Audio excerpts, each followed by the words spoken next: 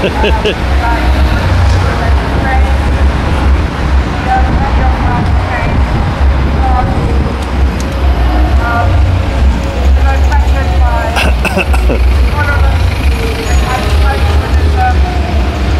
British society, particularly in London.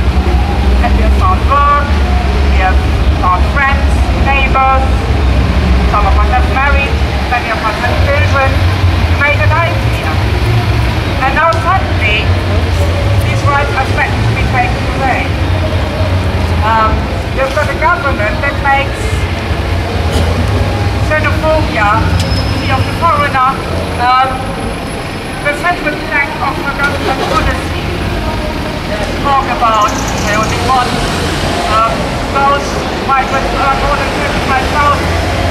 So only the rich, but not those of us who are working and keeping the economy going. But it's also not just about, you know, the doctors and nurses who are propping up the NHS. It's also, we're also people. And some of us are quite vulnerable. Some of us have tendencies to discrimination in our own country. So what we have got to do is, we have got to stand together under one demand, which is blanket residency rights for all of us, and not the Home Office to pick out who they like and who they don't like. I hand over to Chief London, our MEP, who has been right in our corner for years and years and years.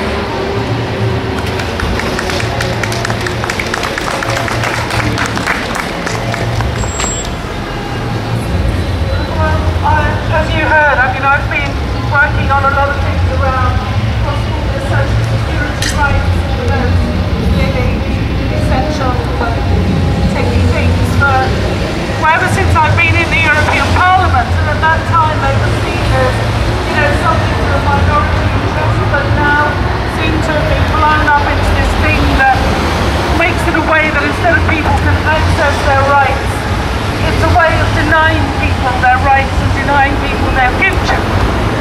And there are now many of us in the European Parliament from across a number of political groups. I won't say all, some of them are, but there are many of us who have absolutely determined that EU nationals who've exercised their right to free movement should not be the victims of the UK leaving the European Union. We've been active with the Commission, I'm trying to think of a polite way to put it, trying to get them to sort of get their spine straightened again, to continue court action against the British government on this issue about access to healthcare, which is being used as a way now, having changed the rules, a way to deny people a future here. And I think we also need to be very careful within this, that, as Ulrika said, we're not looking at special cases only for highly qualified or highly paid, but we're recognising that people, the so-called economically inactive, those that have often been the carers, the partners, the people, you know, who have helped others actually play a part in the formal economy, are also not penalised. And we don't believe that no deal, because no deal means that the rights of EU nationals cross-border will not be protected as they should be. So for us, this is an absolute priority. The European Parliament is likely to vote in the next session after Theresa May triggers Article 50. And I know that for the Parliament as a whole, the rights of EU nationals are really important. I think we need to make that case more strongly with the Parliament here, where I think that what they failed to do in the vote on Article 50 was totally shocking. To actually say this has to be a priority in the negotiations, you know, was so simple, and so many backed away from it. So I think we still have to work hard at the national level here, and with people in our communities, so that people in the workplace, in our neighbourhoods, understand why this matters, and why we shouldn't be destroying people's lives for the sake of an 85-page booklet, which people, you know, ask anybody, tell me where you've been in the last 10 years. Michael, you know this needs to be something based on rights, not on bureaucracy, and not on trying to get the numbers down. So you are not alone. There are many of us in the European Parliament, in the national parliament, and at local council level that want to work with you to make sure that the government makes the right decisions, the humane decisions, and the ones that protect rights.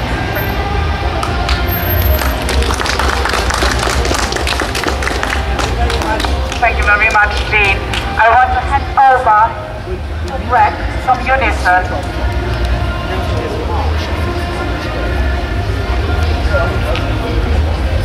My name is Greg Toast. I'm here on behalf of Unison. We have 1.3 million members. We can't hear you. Do I need to do this? Hi. My name is Greg Thompson. I'm here on behalf of Unison. We have 1.3 million members in public services. Unison is pledged to support the right of all EU citizens to remain, and that is something that we will be joining in the campaign to press for. But just as important, in fact in many ways more important, we're also completely opposed to the xenophobia and racism that the whole point about Brexit is that it has been used to scapegoat migrants in a way that is completely unacceptable. All people in this country, all workers, all people are entitled to respect and dignity, and we support the right to remain and the right for EU citizens to treat with dignity and respect, and we're opposed to scapegoating and to the move towards that's all I really want to say, but we will be here again on the 25th.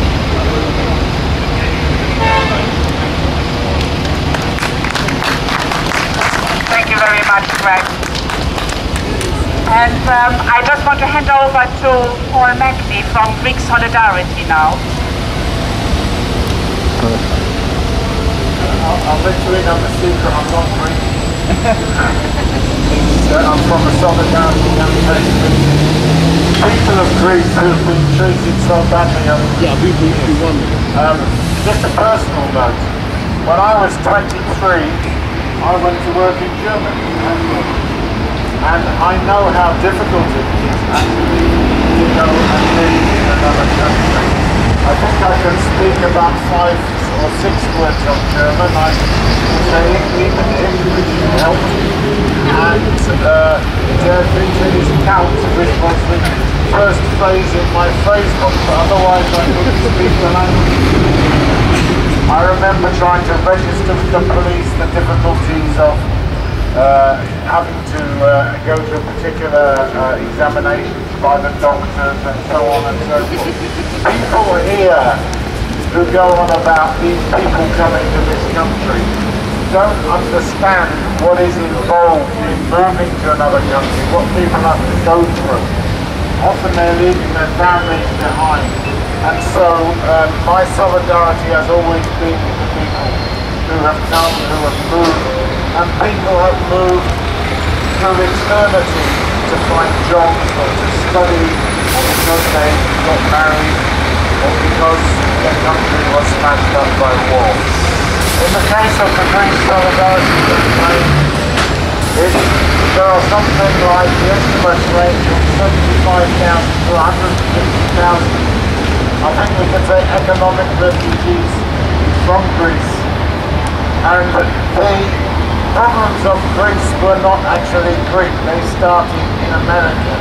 They started with Northern Rock Bank here, and then manifested themselves in the weakest point in that capitalist chain.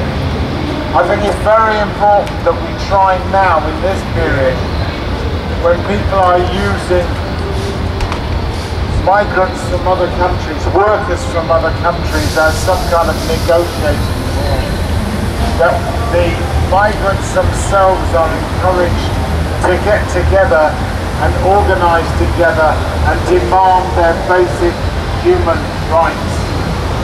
My mother was from Australia, and she used to say to us, and it's not a bad starting point, I think people should be allowed to live anywhere they like.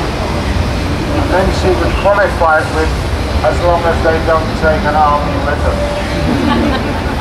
Now we're going to have to organise an army here to prevent them expelling people, so that people can bring in their lovers and the people they want to marry and their relatives, and it's going to be a long struggle.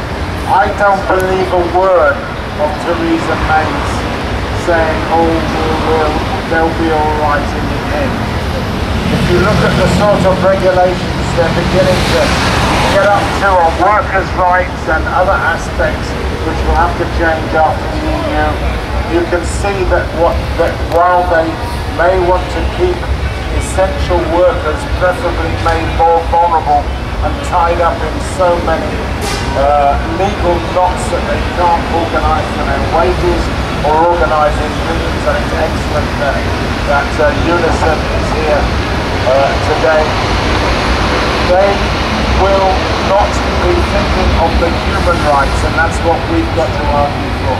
I'm sorry if I've gone on too long, but I feel very passionately about this. Good to see you today. I think the rest of the Greeks welcome the Gaulists. We'll be along in a bit.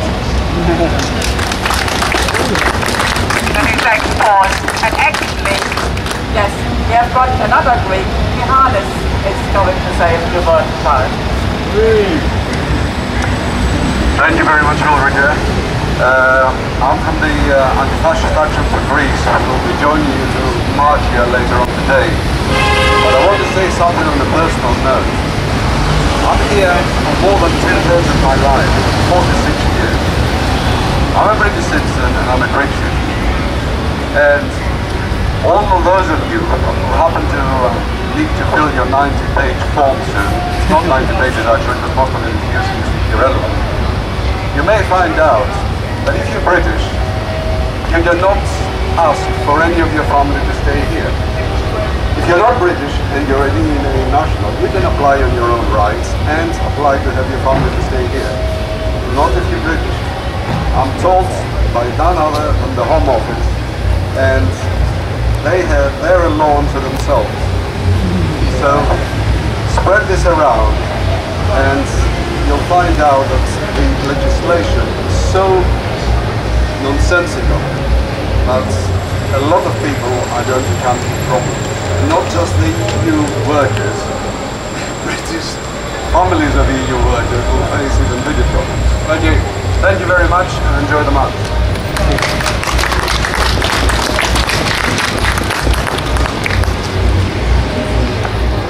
Many thanks for that. Anybody else would like to? Yes. Refuse to shake hands with her.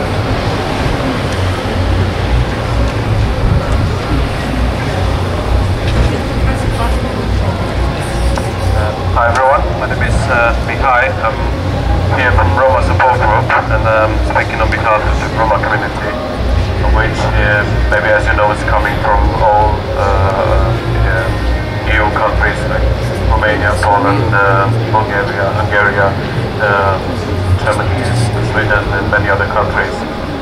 What I would like to say is that the Roma community is coming in England and it's trying to settle here for a better life. They're coming from countries where they faced a lot of discrimination, racism, they have lack of access to proper housing, employment, access to health services, and they come in here for a better life for them and for their kids. And definitely the Roma community is trying to do well here and is trying to give their best to be a part of the entire community. And what I would like to say is that definitely Roma community wants to do good here in UK, and we want to stay here. We want our rights to be respected here, and I think that all this Brexit process is affecting major, like in big numbers the Roma community, as many of the Roma community. Many of them are Roma community members. You all can see them on the streets. People, they are easy to be recognized, and they are like frontline persons who are victims of abuse, hate crimes, and all these negative behavior. So definitely my message is Roma community wants to be part of the community here as well, because they can here for a better life for themselves and for their kids. Thank you.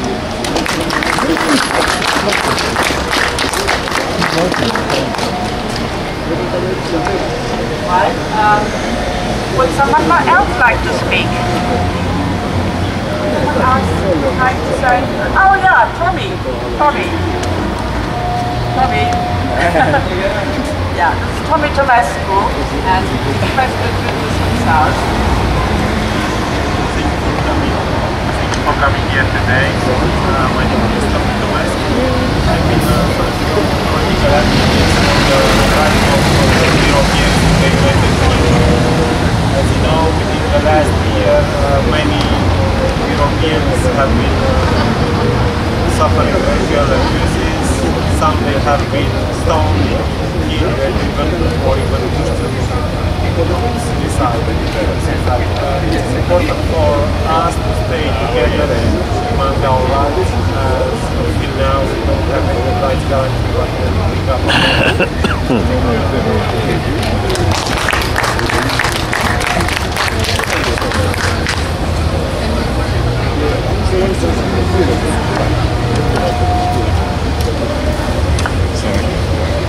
Hello, my name is Michelle, and I too am an immigrant. As you can probably tell, I'm from America, and so I also recognize that I have a lot more privilege than a lot of immigrants that are facing persecution under the new government and under the current circumstances. But I have to say, I lived in this country for 20 years. And I went back to America, and when I came back, there was a sea change that was amazing. When I first came to this country and married my British husband, I got permanent leave to remain the next day. The next day. Now, in Britain, in 2017, when I arrived in this country, I was denied leave to remain. I was told that despite the fact that I have 20 years in this country, I have 2 British children, I could not have permanent leave to remain in this country. I have to wait 5 years in order to even apply for permanent leave to remain. Now, as I said, I realize that I'm in a privileged position. You know, there are people who don't have the resources that I have, who are and families that are being torn apart. And I think that this really is important for us to be here today, because we have to say that this stops now. This stops now. I also have to say that it's important for us to stand up, that the theme of this day is standing up against racism. And I think that racism has been at the core of the changes in immigration policy in this country. And so we have to draw a line in the sand and say no to racism, no to splitting up families. And let's have an immigration policy, let's have a country that welcomes people from all over the world and appreciate the contribution that they make to this country.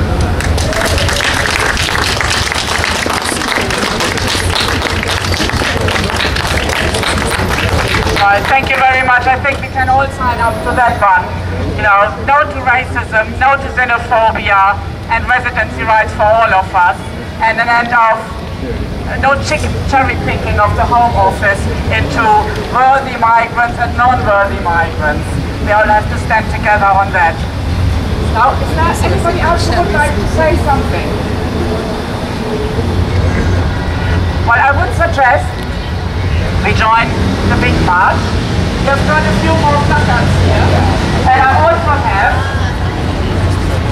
lots of these, you know, just take one along. It says, this is our home, stand up for EU migrants, residency rights for all. So anybody who wants one of those as well, just take one. And let's walk together to the march. There will be more speeches there, and the march is setting off, I think, around 1 o'clock.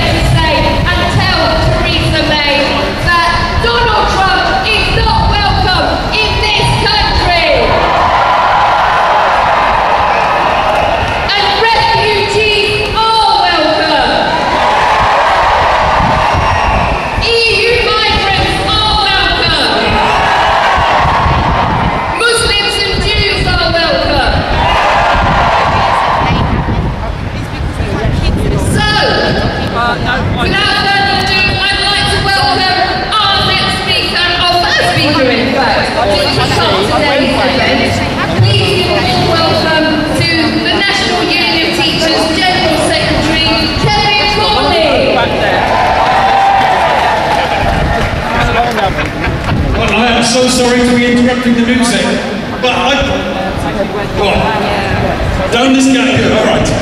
I'm Kenny and I'm the General Secretary of the National Union of Teachers, which is the biggest teachers' union in the UK and the biggest teachers' union in Europe, and I'm here to say that every teacher needs to be part of the anti-racist fight. We need to do that because our children's futures is disfigured by racism.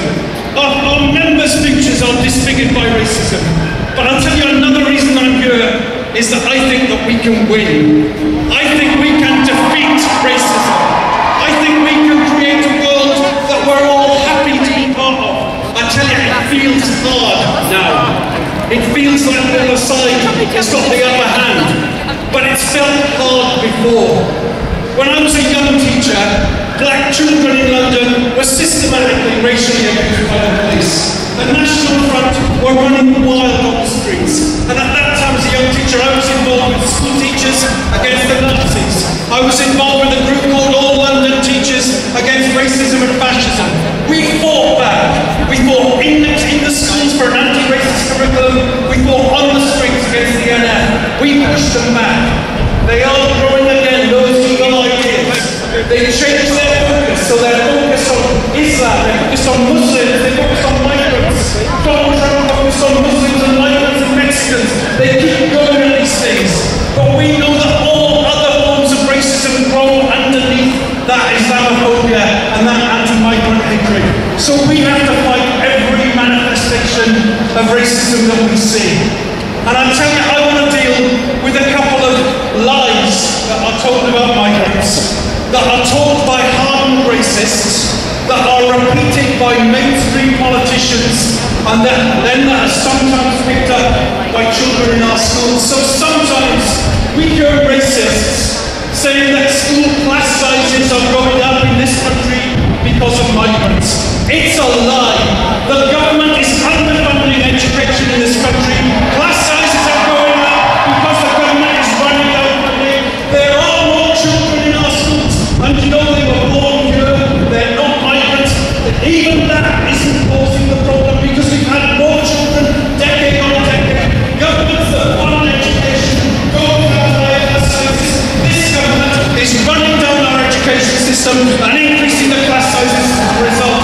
So I want to urge all of you, as part of this fight, go on our website, schoolcats.org.uk, take an action, send a letter to your MP, do something to say we want class sizes for all of our children. Another lie, and the final one that I want to talk about, is that these racists and that these mainstream politicians tell us that the lack of good jobs is caused by migrants. And I just want to talk about that for a few minutes. I'm from South Wales. My dad was a car mechanic. That car mechanic's job was a good job when he had it 30, 40 years ago. And I go back home now. I go to Merthyr Tydfil and there is a real shortage of good jobs in Merthyr. But I tell you, the migrants didn't close the mines. The migrants didn't close the Hoover factory. The migrants didn't fail to have an industrial policy in this country that creates good jobs. So we've got to get the enemy right. And I want to name some names. If you want to look for people who have destroyed good jobs in this country, look at Philip Green, who stole the pension fund from British